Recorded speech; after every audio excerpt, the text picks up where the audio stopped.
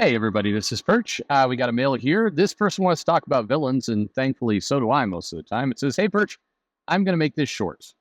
I want to talk about villains in general. What makes a villain iconic and memorable?"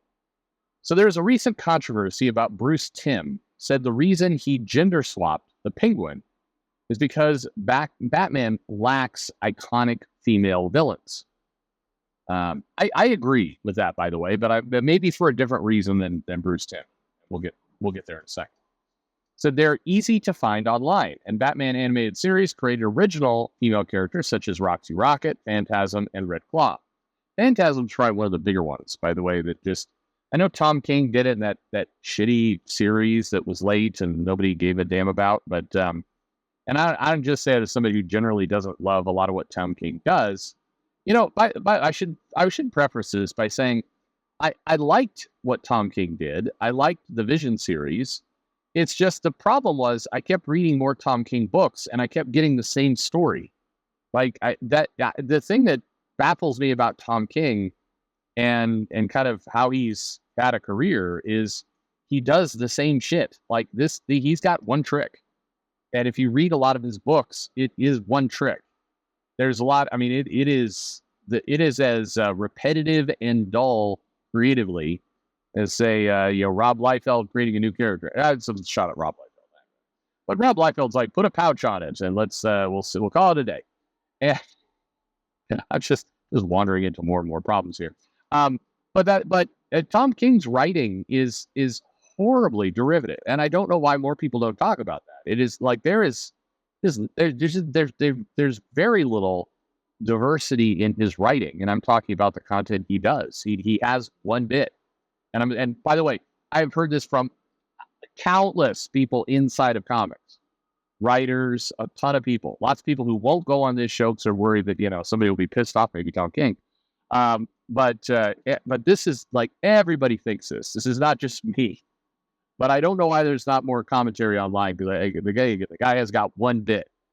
Anyway, we're going to continue to this. It says, "I'd be fair, Calendar Woman is technically a gender swap Calendar Man, kind of like the Miles Morales situation. Not really. Not. I mean, it's a legacy character. I don't know. We'll use that term. Anyway, I do want Wonder Woman to have some more villains outside of Greek mythology. I want writers, comics, movies, and games to stop relying on overused villains such as Cheetah, Giganta, Dr. Psycho, and Cersei.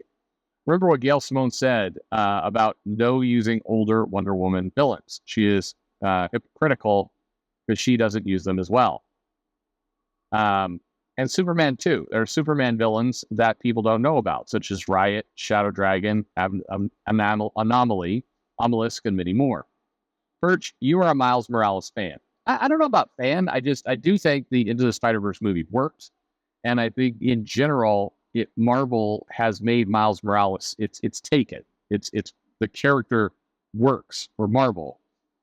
Other than Marvel seems determined to have something good and then shoot themselves in the foot by just getting into weird demands and like, no, Peter Parker isn't Spider-Man, Miles is, and it's like, this is a dumb argument to have. Like, no, but you don't need that argument. Nobody needs this argument. Just be happy with the success. You've got success. Now do something with it. Anyway, I've heard you're a Miles Morales fan, but you never defend Miles of having original villains. Not even once. No, that's not true, actually. I did say that Miles has established a bit of his own rogues gallery, but there again, they did the clone of Miles, and it seems like every time they kind of scratch the surface with stuff, minus like the Starling character, I guess.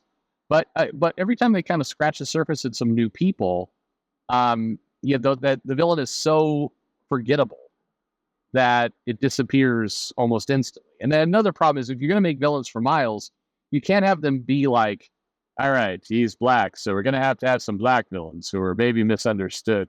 Police are trying to choke them, but they're still villains. No, like come up with something new, something that is not, thoroughly connected to Miles and where he lives. When they started doing the Spider-Man rogues gallery, they're like, okay, Peter Parker's in Queens, so we got to have some villains that are also kind of orphans like he is.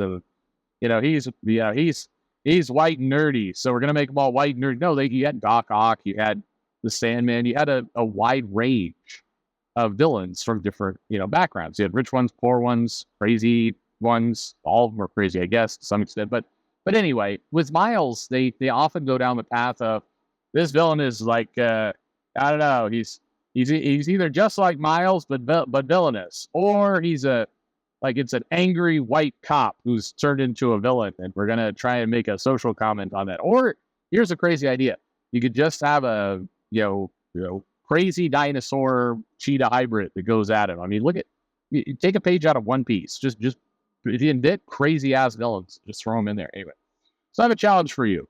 Name 5 original Miles Morales villains. Ooh, okay.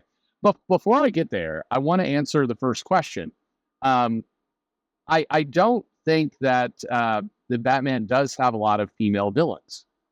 I know a lot of people argue about that. They're like, well, what about this character and this character? No, a lot of them are very obscure, but the bigger problem is Batman used to have a lot of female villains, but with Batman, they seem determined to make all of those villains heroes. So Harley Quinn, villain, kills babies and children. Now, hero. Poison Ivy, eco-terrorist. Still somewhat of a villain, but often, I mean, got her own comic where she's doing. This is the problem. Catwoman, started fucking. I just there isn't. He does not. They do need to have more women villains, or alternatively, stop turning all the women into heroes. You could do either of those things. I don't know. Okay, Miles Morales. My challenge: Miles Morales original villains. Well, first, I think you'd start with and I'm gonna fuck it up from the very beginning. No, you'd all start with somebody else. They did that Rabble villain. I think that's probably the villain that was one of the better ones. I think that they did. Rabble actually felt like there was a little bit more time put in. It didn't feel like it was just taking a kind of a cheap, a cheap take off of him. You had the Miles Morales evil clone, that ruled the future and everything, and was kind of leading people against him. You have the one I used to make jokes about on this channel, the Assessor, because I did this whole bit I still do it a little bit to mispronouncing names. So I was calling him the ass. He was fighting the ass. You had Bombshell, but that was Ultimate Universe, wasn't it? I don't know. Did Bombshell come over? I'm not sure. Quantum was another one. He had his own version of Hobgoblin. That's probably cheating a little bit. Crap. I don't know. The problem is with Miles, you have had a lot of fake one. You had like a new version of the Scorpion and a new version of Venom. And you had a bunch of rocks on kind of random people that were coming at him. But those are all good. The Snatcher. It's just Miles Morales fights the Snatch. Anyway, make your own jokes here. Anyway, have I gotten to 5? I feel like I have. There are others I know, but the problem with Miles Morales is, it's not a rogues gallery. So you say, original Miles villains. Yeah, there are original Miles villains, but to be a rogues gallery, to be memorable, which was kind of how you started with your veil, but one, you've got to commit to them and you have to see more of them. So you can't just invent them and then they, get memory holed into nowhere. You actually have to, put some, put time into them. They need to actually exist and they need to come back. And in many cases, they need to defeat the hero. That's part of what makes them iconic. They need to actually make the hero struggle to defeat them. And if you're going to have a rogues gallery of villains, like, Spider-Man fights the Snatch, the Snatch has to, get him trapped and stuck. The Snatch has to create a really moist situation that he's got to get out of before it's too late. And then he's trapped into taking care of a child for the rest of his... Sorry. Anyway, you could do a rogues gallery, but you have to create an original character. You have to give them a unique look. And I think that's the other thing that people have struggled with. Part of what, if you look at Batman's rogues gallery and Spider-Man's rogues gallery, you had these bigger-than-life, fantastical-looking characters. I mean, it's kind of like what Samuel Jackson was talking about in Unbreakable. These characters that look sinister, that are posed sinister, that have these deformed features that really kind of come out and sing, the stuff that Jack Kirby and Steve Ditko used to do really well. You've got to have that as part of what you're doing in order to make it all work. I think that's an important component to the whole piece.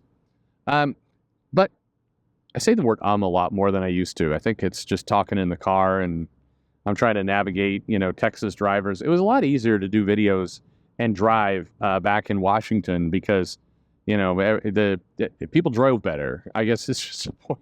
I know there's a lot of people like to complain about a lot of things in Washington and everything else, but God damn it, people did drive better. In Texas, it's like we're preparing for Mad Max. Fuck it, let's go. That's how it feels. Anyway, I guess we're done. I named the 5. So what do I win? I took your challenge. What do I win here? Anyway, and I do think Batman needs more female villains. Absolutely, Phantasm would be a great place to start. But you need to, you can't have them become heroes because I don't know. It feels like one of the things that the writers do is that they create villains, and then when they're women villains, at some point the hero's going to fuck that villain. So it's just at some point, it's the snatch takes over. No, sorry.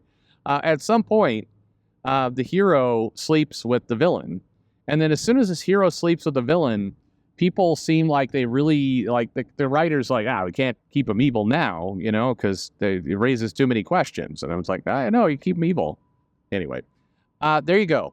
Okay, what do you think makes a villain and a rogues gallery memorable, and how would you sell it if you were a comic publisher or writer? Let me know in the comments below. Like, subscribe. The channel will go away someday soon. And thanks for listening.